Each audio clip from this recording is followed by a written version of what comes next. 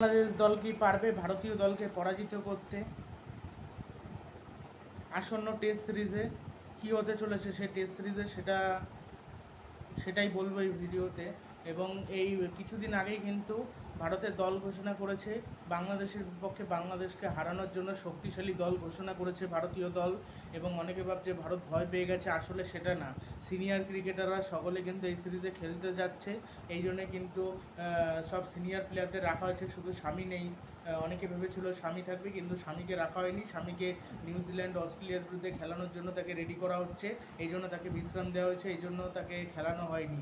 এবার ওদেরকে যদি খেলানো হতো আরও শক্তিশালী কিন্তু দল হয়ে যেত এবং বোলিং কিন্তু আরও শক্তিশালী হতো। এক্ষেত্রে কিন্তু বাংলাদেশের হারানো কঠিন হবে ভারতকে। ভারতের মাটিতে ভারতকে হারানো কিন্তু অনেক টাফ। যেখানে ইংল্যান্ড অস্ট্রেলিয়া এরা হারাতে পারে না ভারতের মাটিতে ভারতকে, সেখানে ওরা কি করে হারাবে? সেই জন্য ধরে নেওয়া যেতেই পারে যে ভারত এই সিরিজ জিতে যাবে।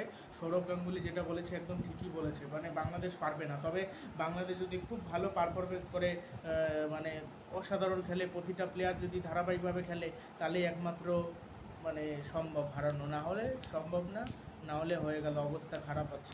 আর যদি এরকম সম্ভব না হয় তাহলে তো ভালো। তো দেখা যাক এখন কীরকম খেলে এই সিরিজটাতে। এই সিরিজে কুলদীপ যাদব না অক্সার প্যাটেল খেলে, এটা একটা চাপের বিষয় সেট করা। তবে আমার মনে হচ্ছে অক্সারই খেলবে, যেহেতু ব্যাটিংটা ভালো পারে। ব্যাটিংটা বেশি যে ভালো পারে তাকে কিন্তু খেলানো হয় শুধুমাত্র ব্যাটিংয়ের জন্য। শেষ দিকে অনেক সময় ব্যাটিং দরকারও পড়ে। ভারতের মাটিতে ওরকম করবে না, ওই বাংলাদেশের মতো অত বাজে পিচ, ওরও অত ঘূর্ণি উইকেট তো হয় না, মোটামুটি ব্যাটিং সহায়ক উইকেট হয় এখানে। বা বোলাররা ভালো বল করতে পারে, স্পিন কিন্তু হয় 3 নম্বর 4 নম্বর দিন থেকে প্রচণ্ড ফাটল ধরা শুরু করে, আর ধানের ক্ষেত হয়ে ওঠে। কিন্তু বাংলাদেশের পিচ প্রথম দিন থেকে পিচ কিন্তু খারাপ থাকে, যার কারণে কিন্তু লো স্কোরিং ম্যাচ হয়। এখানে কিন্তু লো স্কোরিং ম্যাচ হবে না, মোটামুটি রান হবে। তো দেখা যাক এখন কি হয়। তো ভিডিওটি ভালো লাগলে চ্যানেলটি সাবস্ক্রাইব করে দেবেন এবং ভিডিওটি শেয়ার করবেন। আপনাদের কি মনে হয় বাংলাদেশ কি হারাতে পারবে ভারতকে, সেটা অবশ্যই কমেন্ট বক্সে জানাবেন। এবার যদি হারাতে পারে তাহলে নাজমুল হোসেন শান্ত প্রথম অধিনায়ক, যে বাংলাদেশের অধিনায়ক, যে ভারতকে হারিয়েছে, টেস্ট সিরিজে হারিয়েছে। এবার এই টেস্ট সিরিজে ভারত যদি হারে, সেক্ষেত্রে একটু হলেও টেস্ট চ্যাম্পিয়নশিপেও ফাইনালে ওঠার ক্ষেত্রে একটু হলেও পিছিয়ে পড়বে। তবে ঘরের মাটিতে যদি হারে, এর থেকে খারাপ বিষয় আর হয় না। তবে আমার মনে হচ্ছে হারবে না, কিছুতেই হারবে না। এখানে হারার চান্স নেই। বর্ডার গাভাস্কার ট্রফি ওইটা বলা যাচ্ছে না, ওইটা ভারতও জিততে পারে, অস্ট্রেলিয়াও জিততে পারে। হয়তো ভারতই সেখানে হেরে গেল, অস্ট্রেলিয়া হয়তো সেই সিরিজটা জিতলো, যেহেতু অস্ট্রেলিয়ার ঘরের মাটিতে খেলা, এটাই ব্যাপার।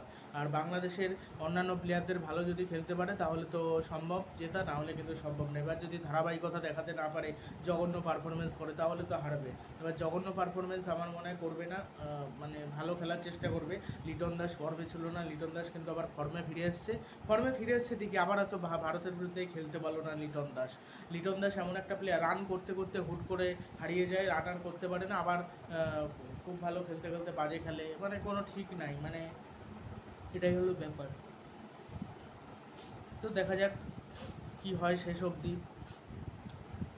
তবে আমার মনে হচ্ছে ভারতই জিতে যাবে। আর রান হয়তো বেশি করতে পারে ঋষভ পান্ত, তারপরে বিরাট কোহলিও রান করতে পারে, বাংলাদেশের বিরুদ্ধে এর আগে রান করেছে। তারপরও যে পিঙ্ক বল টেস্টে সেঞ্চুরি করেছিল, আমার এখনও মনে পড়ে 136 রানের ইনিংসের কথা। এই জন্য বাংলাদেশের যারা প্লেয়ার, এরা কিন্তু হুঙ্কার দিচ্ছে ঠিকই, বাট হুঙ্কার দিলে কী হবে, এখানে হারানো মুশকিল আছে। হারানো সম্ভব নাকি, কোনো দিন হারানো সম্ভব হবে বলে আমার মনে হয় না। এবার যদি হারে, সেটা ভারত ইচ্ছে করে হারবে বা বাজে খেলে হারবে। তবে বাজে খেলে হারলে ট্রল হবে, সেটা যেন না খেলে ভালো করে খেলুক, ব্যাস এইটুকুই চাই। ভালো করে খেললে মানে আরামসে জিতবে, নাহলে কিন্তু সমস্যায় পড়বে।